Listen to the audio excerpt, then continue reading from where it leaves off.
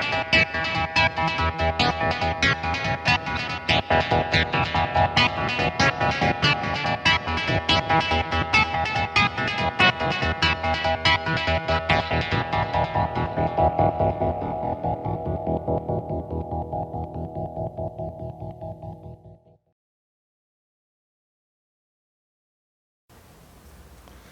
afternoon, everybody. Welcome to our session here. I see you all got access to this room, so we did not have a very difficult credential there for you to pass. My name is Dale Jablonski, and I'm with KPMG. In my prior life, I was a 30-year state employee, 10 years as a CIO, implemented some identity and access management early in the state of California for EDD and CalPERS. So this is a subject that's very near and dear to me. We have a great panel here. Scott Smith is a KPMG Identity and Access Management Pro. Mary Morshed is the ISO at SMUD at the Sacramento Municipal Utility District. And Mary and I have a history together at CalPERS implementing some of this technology, and she's recently got a great story to tell at SMUD. And then Santosh Haranath is also a KPMG expert on identity and access management. And I'm gonna just open this up to the notion that anytime you have a question during this session, don't hesitate to ask. We'd like this to be interactive and dynamic. There's some really good concepts here, but I just want you to know that the industry is under threat. I mean, the DNC's been hacked, everybody's been hacked. Recently, Yahoo lost 500,000 of our accounts. Mine is probably one of them. Verizon, the list goes on and on. And almost all of those events can be traced back to what we're going to be talking about today. So this is very, very important for you to understand. I believe that the state's just as vulnerable as anybody. And I don't think, it took Yahoo 8 months to figure out they were hacked. And, when is the state going to figure out if they've been hacked or not? So this is very, very important. So let's get to the real nitty-gritty. Remember, raise your hand and we'll keep this interactive. But Scott Smith is going to start us off. So, Scott. Thanks, Dale. Thanks, Dale. So, yeah, it's the question these days. The inside joke is that it's not if you've been hacked, but when you're going to discover that you already have been. And so I'm going to start out with a little short discussion about the whys, but the real meat of the discussion is Santosh and Mary, who are going to talk a little bit about how and what, and then Mary's perspective on from the insider's perspective on building out an organization. So one of the things that we get asked all the time is why is this a security question and not an IT question? And Dale introduced the subject talking a little bit about why. And if you look at it from a hacker's perspective, the first thing a hacker is going to do that they want to do two things. They want to learn your network, learn their way around, and they need to get credentials in that network. They need to be able to increase their increase their privilege, and then they need to get around the network. So they need to compromise credentials. So that's why this credential management, and then the whole piece that follows after that about who has access to what, when, why, et cetera, needs to be managed. And that's it's a security question. Now, what are the risks here for you? And as Dale implied, as state agencies, there is very real risk in A, if you've got PII, B, if you've got elected stakeholders who have an interest in what you're doing, and then lastly, or there's more, but finally, you've got the financial services industry, who is more and more regulated. There's more and more compliance requirements, and there's financial teeth. in those compliance requirements. So when you get an audit, the audits are going to start to have financial teeth in them. And truly, lastly, on this slide, the idea, if you've got PII, there's openings for lawsuits there. If you're a medical-related organization or educational, et cetera, and you've got PII for the public or even your employees. So talking about the exploits of digital identities or weakened digital identities, the vast or the large majority of those fall into of those exploits fall into the category of those credentials were not controlled well. They were either weak or the privileges around them were expanded inappropriately. So the majority of what we're going to talk about today is around access controls, user provisioning, user certification, role management, and the monitoring and reporting. Last thing I want to say is if you're a CISO or if you're in the security organization, you're looking to expand your identity management, your identity and access management program, you need allies throughout the organization. It's almost impossible these days to put new programs in place without having alliances in the organization.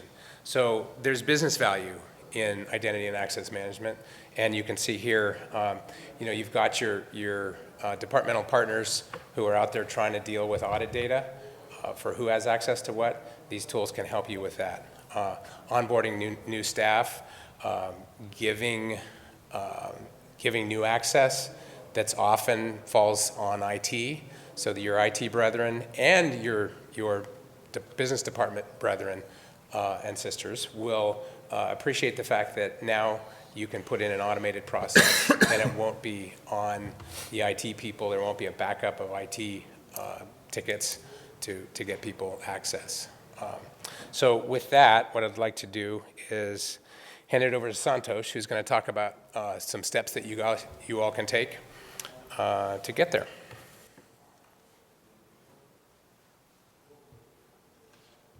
All right, welcome. How many of you have dealt with identity management in day-to-day life or some form of implementation? All right, okay. So what we talk about here is basically from the perspective of workforce access, employee, contractor, interns, temporary workforce. And one of the things that you would see here is we are not touching upon the partners, citizens, and customers as part of this discussion. They are different, they are dealt with differently, handled differently, and there are different techniques to solve the problem. The presentation that I have is basically specifically for its implementer's perspective about how to deal with identity management implementation and how to model a solution that can scale in your environment and meet your requirements. It's primarily a practitioner's point of view about it. You would see my point of view evolve over and applied in some use cases as part of the journey. And you would also see that how we deal with developing the processes, controls, and technology to meet the identity management requirements. All right? So moving on, if you think about identity and access management, when we get involved in most of the scenarios, what happens here is it typically is technology conversation. It starts off saying that, hey, we want to implement an identity and access management in our landscape, and how do we implement it? It's a tool conversation. But then we come in and broaden the conversation about, hey, the process and controls are an important aspect of it.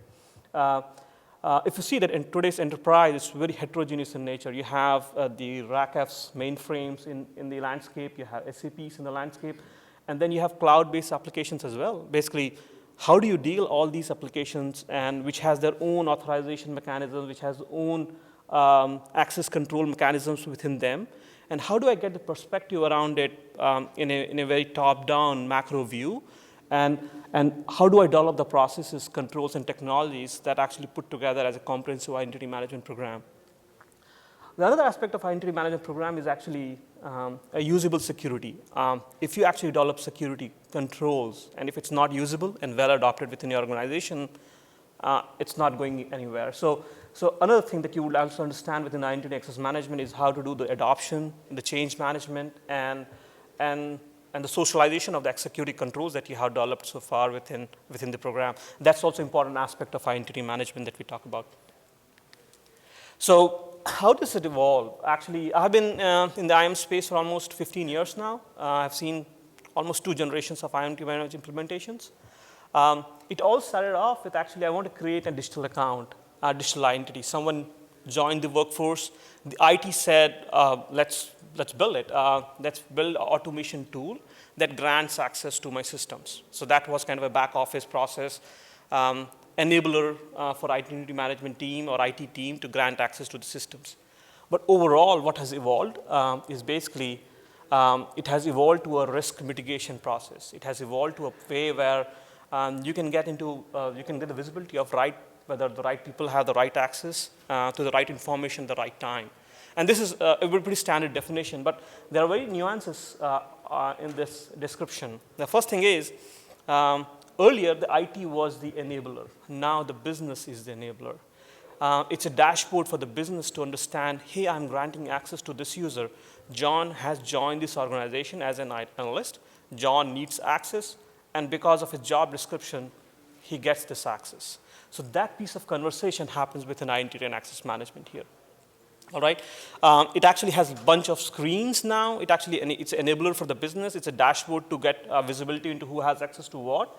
And it has basically context of the user as well. Why does anyone need access to the system? So that has evolved in the second generation identity management systems.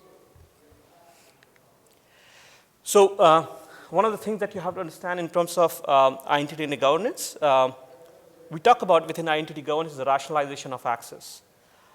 In the rationalization of access, what I mean here is, if someone asks you, why does someone have access to it? That portion of it is actually part of identity management. If your manager, someone comes to your manager and says, hey, why does John has access to databases? There should be a way for the manager to actually look into the system and say that, he went through the approval process, his job responsibilities aligned, and that's why he got access to these systems that we talk about. So rationalization of access is very important about who has access to what, and we actually talk about it within identity governance. It's actually very much different from program governance of identity management. It's basically governance on top of how to deal with identity and access to an identity. So that piece of it is important construct here. So how do we see identity management within an enterprise? When you talk about identity management, a lot of people that we deal with, they think that Active Directory is the source of truth. We talk about one of the authorization tools become the source of truth. What we tell here is, if in the modern identity management system, it's a gateway of identity, a gateway for the identity within enterprise systems. All right. There are multiple sources of truth. In your architecture, you might have HR systems as a source of truth, external workforce management being one of the source of truths that we talk about here. But when an identity is created within the enterprise, it's through identity management. Identity management looks into the HR systems, finds out whether the identity is relevant, is active identity, and then acts upon it, creates within multiple identities within enterprise systems. So that's a way of identifying a unique user within the enterprise across multiple populations. So that's a gateway. So what we have adhered to basically on the terms of practicing of identity management, we put together some of the best practices, good practices, so we call it as part of the discussion. I have stopped using best practices because I have implemented so many that it just feels like good practice is good enough. So if you see, one of the things that we have, HR is a very important piece of identity management solution. It's basically integral part. It integrates with the integration with HR system is a very important part of identity management system. HR ensures who a user is. If someone went through the interview process, someone actually gave a resume, again through the interview process was hired, that person is who he actually has. He is the assurance process through the background check, through all the processes involved within HR, is established within HR. And then you're specifically hired for a job role, okay? If you're an analyst, then you're hired as an analyst, and that piece of it is very important part of it. That piece of information comes from HR, and identity management is 1 degree from HR. Basically, it trusts a lot of information that HR populates to grant you access within the systems. Very simple example, HR gives you attributes to basically grant access, basically, which says that, because he's a financial analyst or he's a financial manager within a financial team, he should get access to financial system. The important part of it, the job role, job responsibility will give you that critical piece of information to actually assert that this person need access to the system that we talk about. So important part of it, trust HR data. It's important part of information. The second part of it is it's 1 degree separation from the HR system, because you need to know the information that you have is credible information and it can grant access. It gives you a piece of information that grants access downstream in other systems. So that's important piece of it. And if it cannot be trusted, then you cannot trust the access that it grants. So that's important piece of it. So from here on, actually, I will take a risk-based perspective towards it. I recently had a client who actually said they have 20,000 employees, and they have 250,000 attestations and certifications. They were overwhelmed with the amount of access requests that they were doing. They were overwhelmed with the amount of certifications, attestations that they were doing. The important part of it is, how do I prioritize my access work in a way that what I spend time on is a valuable time to spend on, okay? The prioritization construct is basically the risk-based process, risk-based approach towards identity management, and that's what we talk about here. So one of the things that you would see here is identity of a person. This identity of a person, if you think about a typical identity within enterprise is he's a joiner, a mover, and a leaver. It's basically left the organization, moved within the organization, joined an organization. An identity can be active identity within your enterprise. Active identity can be a suspended identity or leave of absence if you talk about it. And then identity can be intern, temporary, contractor, and employee. But if you think about it, this gives you a basic risk posture about it. Very simple. What would a contractor do within enterprise is, can a contractor get access to high-risk applications? Can an intern get access to high-risk applications? Can a suspended employee get access to high-risk applications? If you think about it, we always think of a risk perspective towards the identity profile. And we say that, let's develop processes to mitigate the risk that actually as an identity inherently has. Okay? The second piece of it is that we always talk about the risk of access. We grant access. Whenever we grant access, that means what we have given is basically we have given access to a sensitive piece of information, and then and it's a risk that is organization has taken up. But in between, if you see that identity management, it's an assurance process. It's a way to assure the organization that if the only way I can provide assurance to the two risky aspects of the access is basically the identity management processes. So on the bottom, you will see that a rule-based access is basically what we talk about. Access approval processes is an assurance measure from our point of view. A certification is an assurance measure from our point of view. So if a risky profile, a contractor asks access for a high-risk application, we have an approval process and exception process to document that and then provide that access and basically develop the assurance measure around it. So while applying this concept, one of the things that you will understand here, we talked about very simple things. If an employee is on a leave of absence, should he have access or he or she have access to high-risk applications? And the part of it is measured by, it's a collaboration work. You cannot define as an IT team or as an implementation team that what is the measure of risk in granting access to a contractor to high-risk application or granting access to an employee who's on leave of absence of a high-risk application. This requires a collaboration between multiple teams to assess that risk posture and defining processes around it. So that's one aspect of it. The second thing is it's an organization culture as well. There are a lot of organizations where they have they think that in certain states they won't revoke access. If you go on leave of absence, nothing happens to access. So it has to happen aligned with organization culture as well. We don't want to give a feedback that you're not trustworthy anymore in terms of losing access. The third piece of it is assess the risk involved in granting access. In terms of it is understand the fact that attributes are going to grant access automatically. And the second part of it is if you have garbage data in HR system, you will get access to more than what you get. It's garbage in, garbage out. So important aspect of it is very much talks about, hey, understand the quality of data that you have upstream. And the second part of it is now the data that you had in upstream is going to grant access to applications, low-risk applications probably, in a very seamless fashion. So these are the things that we consider while developing the processes around it. So the other important concept that we talk about here is the identity management processes. In terms of access lifecycle, you would see that there are 5 aspects of identity lifecycle. One is requesting of access. You go into the system and say, I want to get access to this system. The second one, the manager or someone who is approval authority approves the access.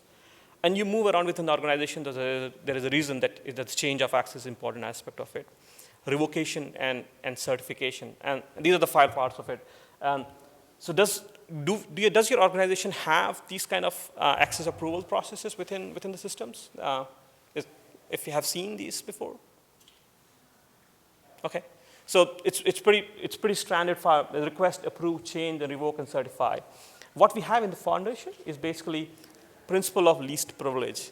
The principle of least privilege in the sense that, just amount of access that makes you productive within your job. Anything more than that is excessive access. It's a risk for the organization. Okay? So if you want to implement that principle of least privilege access, that means just enough access, you got to improve the 5 steps of the life cycle.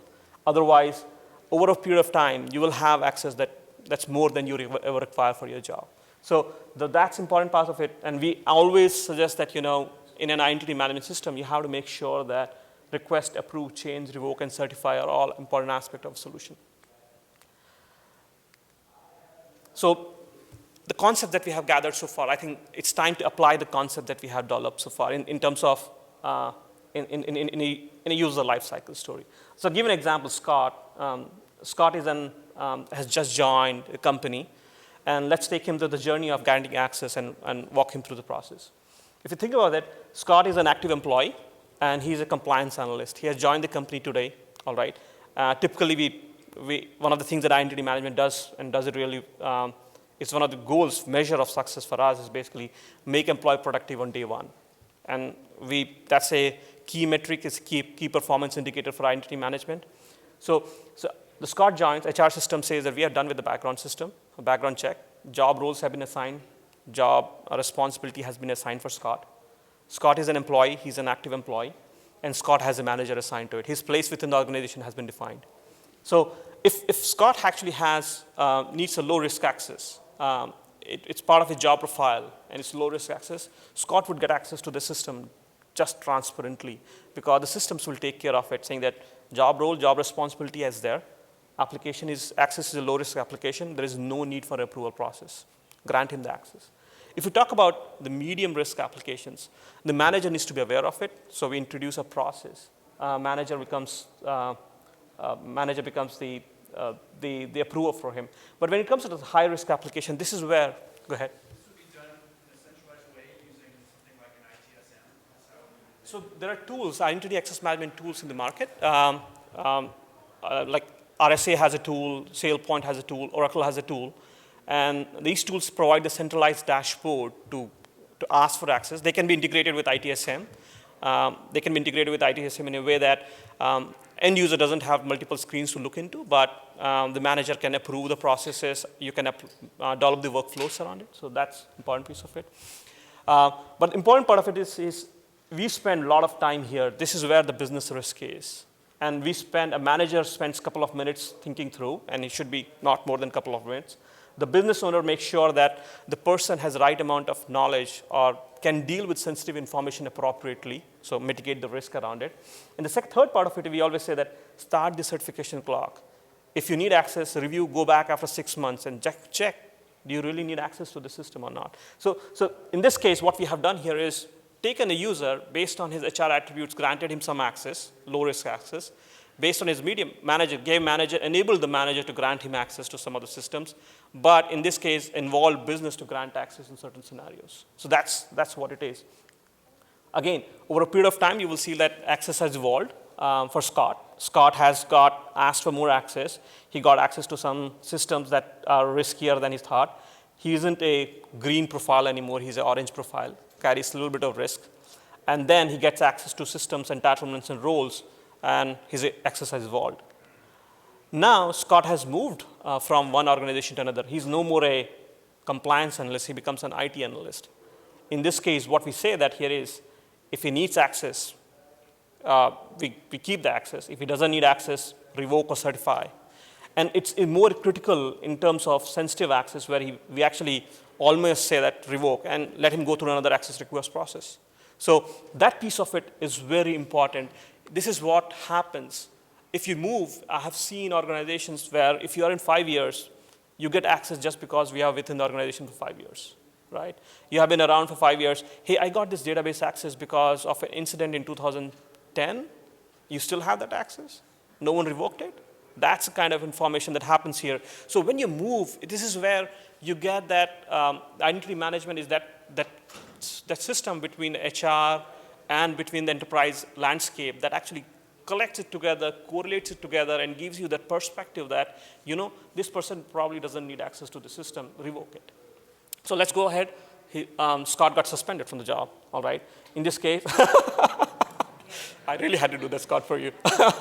So in this case, the best thing is revoke the access, really? And this conversation, this process, if you think about it, there are like 80 identity statements that we deal with. And if you take our 80 identity statements, you have developed a very consistent solution. I can actually look into that statement and say that, you might have 800 applications in your landscape. These 80 statements, identity statements, I call it, will take care of these 800 scenarios, okay?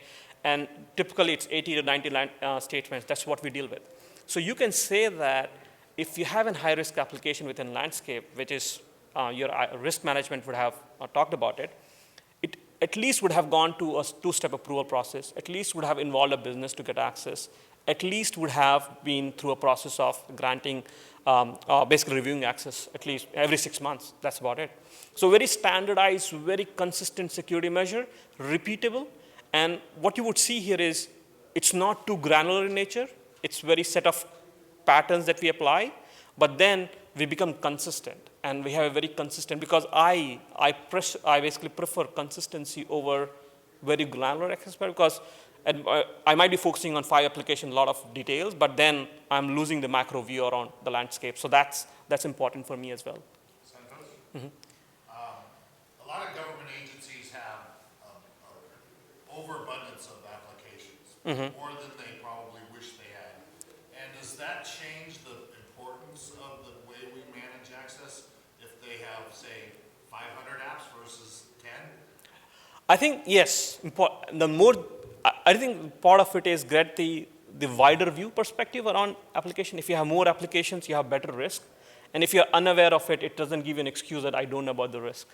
The thing is, expectation right now is you have the awareness across the landscape of the risk controls and the mitigation assurance control that you have. So the larger the landscape, the more important the access governance process is for you. So we'll give you an example. Go ahead.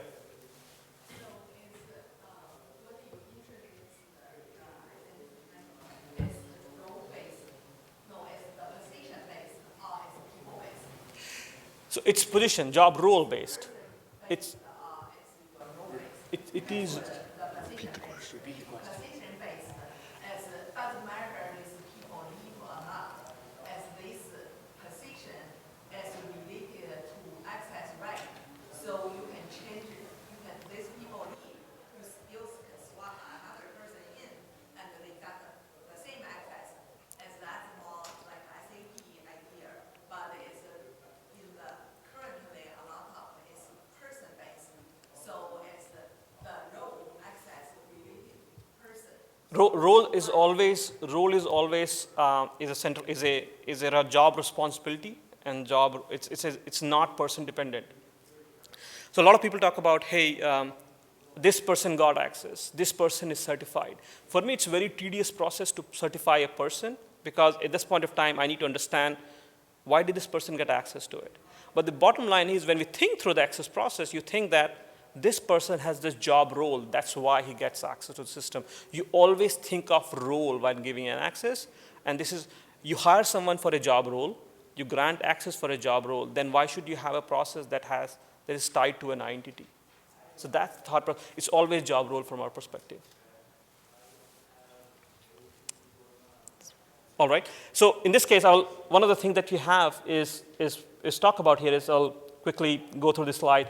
Over a period of time, if you get a lot of, I have seen databases, database administrators, they get access to a lot of database at the same time. The amount of database access they get is basically, for me, identity management should show them like a red identity there. It's high risk identity for the enterprise. We are not in the culture where we actually take risk-based decision in enterprise because we never get to the visibility of it that is it a red identity or a green identity or a orange identity, yellow identity. So high risk, low risk, medium risk. But some of the things that actually I really think that a couple of breaches could have solved or avoided because there is a breach that happened because the database administrator was working for 15 years the same. He left his password in a toad. He had access everywhere. That's simple as it. I would have, if you have that visibility that someone has access to a lot of access, and a lot of high-risk applications, you can deal with very different ways. Segregation of duties, you can provide training at the least saying that, hey, you have risky identity right now within the enterprise. So make sure that you have a strong security posture. Or you can actually split up the job role to make sure that we have 2 medium risk identities instead of 1 high risk identity. So that's my way of looking at it. Again, good practices is something that eliminate phone friend request, involve business. It's very important part of it. Very simple thing is if the security of a house is best assessed by the owner of the house, right? Because he knows what's in there within the house, how valuable the belongings are. So very simple thing in business as well, the business systems are best assessed by the business. Involve them in the process of defining security. Too many access approvals, risk-based approach reduces it. If you have too many, it will become rubber stamp. We don't want a rubber stamp. We want people to think through the process of granting access. So if you don't take a risk-based approval, you probably are giving them a lot of, you are basically making it overwhelming them with approval requests and granting them. Same thing, you will always have these situations where a risk of an identity goes up over a period of time just because amount of access they have. Certification helps you up quite a bit. Peel off access as much as you can based on the job responsibilities. Understand why do you need access, question, reason is basically part of the rationalization process that we talked about, and it's a very important aspect of the solution as well. So good practice, again, too many certifications. If it's risk-based, it helps a lot. Reduce the frequency for low risk, increase the frequency for high risk. Take a risk-based approach, otherwise rubber stamp. Indirect certification, this is the question that goes back to you. If you define everything based on John's role, if John is attested for a job, for an access, you probably are dealing with hundreds of employees. But if you're talking about the role, which should be in hands full, you're talking about attestation per role, and then you can take care of exception scenarios differently, but it reduces the amount of certification that you do. And the last part of it is risk-based approach helps a lot. Identity management is an assurance process. Think about it as an assurance process. Develop the process for assurance part of it. And the last piece of it is event-based. When you move job, trigger certification. When you move a location, trigger certification. Event-based certification reduces the amount of energy that goes into year-end certifications. So that's part of it. How do you start? Compliance. This is a preventive measure. This is reactive measure, and the last one is preventive measure. It's basically efficiency piece of it.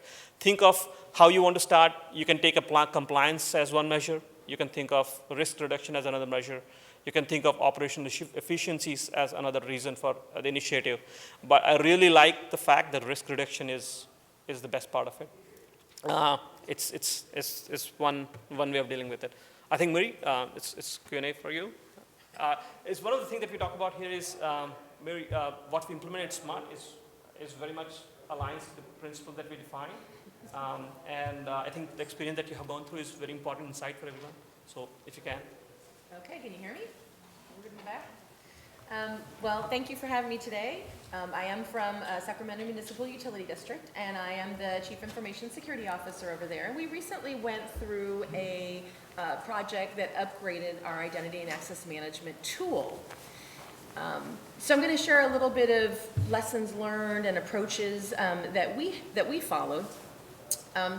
First of all, we had an old tool that was kind of homegrown and kind of shoehorned into the purpose of doing provisioning and access and identity management. So it wasn't necessarily designed for it, the tools we were using, and we were spending a lot of time with some back-end processes to make it work. So the organization identified that kind of risk and that gap and started a project the previous year to replace the back-end processes that did all of the connections and integrations with the systems. And then the project part that we undertook this year was more about replacing the provisioning piece. And the provisioning piece is what the users interact with and when they need to request or cancel provisions. So it's the piece that you would actually go into. Wow, I got loud. It's a tool you actually go into when you hire a new employee, for example, and they need to request some additional access, or someone moves roles, or somebody leaves the company, okay? So that kind of helps you set the stage. We were replacing the tool. Well, as we kind of heard in this discussion, which was kind of outlined some good practices on what to follow, there was governance, right? Remember, everybody saw that governance piece. Well, we didn't quite have that piece down yet. And we ran into some problems while we were trying to replace our tool, where we found, well, who can make decisions about this particular item or this question at hand? Because we had the technology people on board, we had the tool that's proven, and we know this will work, but we're trying to make some organizational-based decisions, and we didn't have that governance process in place. So that's key. Identity and access management needs to be managed as a program. And so what does that mean? It's not something that you just have tasks behind it. It's something that has to be managed and maintained and revisited over time as your business changes, as your processes change. And so having that governance group in place is key to be able to support your program.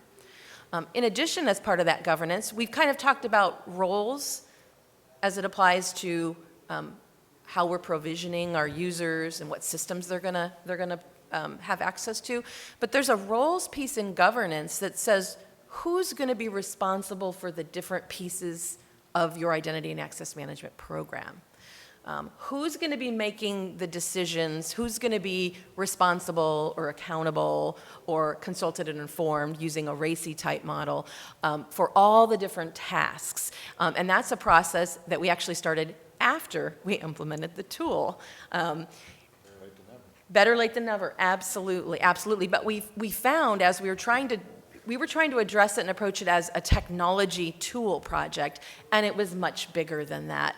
So as a result, we have kind of phase 2 scheduled for next year. So I wanted to hit definitely the governance that we talked about, how very important it is. The second piece is around risk, right? And Santosh talked about risk, right? Approaching everything as a risk. And that was something we felt worked really, really well in our implementation, is that we did take that approach. And we started identifying applications, and we said, okay, what's the risk level of this application? So how do you do that? What do you consider? Anybody have any ideas? How would you consider assigning a risk to a particular role in an application? Absolutely, the kind of data that you have. What else would you might think about? Maybe the criticality of that particular system in general, right? So we want to make sure the data is accurate. We don't want to bill people incorrectly, right? And of course, that kind of involves personal information is pretty important, right? So those are the kind of things you take into consideration. And the way we approach it is we have the information security group go through and take a first pass and start assigning the risk levels. And then those risk levels, as Santosh talked about, right, are then used to set the kind of the approval process for your company. So if it's a low risk provision, right, doesn't necessarily need to go up to the CEO for approval, right? So then we use that to set what are the approval levels for these particular roles and these particular access to systems. So that's what we did, and it worked out very well. Again, having a governance process in place will help you when there's some conflict around, well, maybe this really isn't a low impact, maybe this is a medium, and here's why, right, for this particular system and this particular role. So that's where that governance process, again, came into play in our environment because we didn't quite have all that figured out. And lastly, one of the things that we learned as well is how do you make this user-friendly? When you start talking to your users and your business partners about roles, provisions, entitlements, what do you think happens? Their eyes glaze over. They pull out their phone, right? So you want to make sure that, one, they understand the big picture, what you're trying to accomplish, and two, you make it easy for them to interact with the processes. So we found out, we kind of knew, but we found out officially that some of our provisioning roles and the entitlements, the way that we had them named, people couldn't figure out what they meant. Actually, we also found out we had one guy in the company that actually knew what all of them meant. So we, as part of our provisioning process, we went through and we took the top, I think it was like 128 or 130 most recently or most used provisions that people were requesting. And we went through, we renamed them, we made it easier in the description so people actually understood. And that's actually part of our process going forward for next year as well. We're going to go in and we're going to take a look at the other 2,600 or so provisions that we didn't get to and go through that process. And of course, in order to do that, you have to be partnered with your business lines to do that because they're the ones using the data. They're the ones that can identify your separation or segregation of duties issues, and they're the ones that really know how these applications should be used. So that's not something that IT can just take the lead on. That's something that the whole organization has to partner through, and everybody's got to be at the table for that. And so that was kind of our experience and how we managed it. I had a different experience when I was at CalPERS. In that we put together a security improvement program, and as part of that program, we had an identity and access management project for that. And we took a different approach there where we did all of the planning, set up the governance up front, right? And I'm not saying one approach is better than the other. It just depends on the organization. But at the end of the day, you do need to have a plan, whether it's kind of, oh, we're going to tackle this in phases, or we're going to lay out the whole thing at once and step through it. So those are just things to think about as you're either implementing something new or replacing something or just kind of doing a facelift on that. Correct. Mary, would you say that the program, even though it may have started in IT, ended up more in the business unit, or is it still so? Absolutely. IT is actually the sponsor and the leader for the project for next year for the continuation of the work that we're doing. But we really see the role as more of the facilitator, and that the expectation is that the business, our human resources are all heavily invested. And they were with this part of the project as well. But again, we still had some kind of outstanding clarity issues around the roles of governance as opposed to the roles of provisioning, right? Who's responsible for what? Yes, question. Quick question there.